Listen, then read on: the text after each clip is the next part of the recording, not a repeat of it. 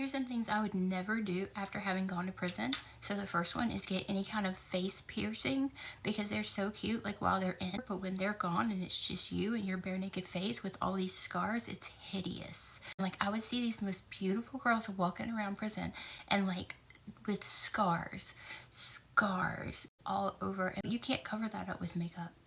So I made a vow right then and there I would never get a face piercing. Number two, I would never be like the good girl in a group or whatever, like the one who doesn't do the bad stuff but all her friends do, because you will get in just as much trouble. I was locked up with a girl who her friends were the ones who were committing all the crimes and like just basically being edgy, and she was just kind of sitting back and like being the good girl and the one they could call when they were in trouble or whatever. Those friends turned on her so quickly, they threw her under the bus, and she was the one who sat up in prison. And like she wasn't even involved in that stuff. And like you know how you could talk to somebody and you could know like if they're about that life or whatever. She was literally not about that life, and like she just got set up.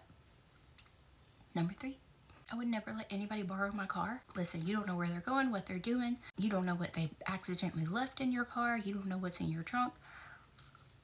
If nobody can borrow my car. I would never travel with medications outside of like their designated bottles. If you're just traveling or something and you just put like one Adderall in your wallet to take later, you can get charged with that. It's a controlled substance, even if you have a prescription for it.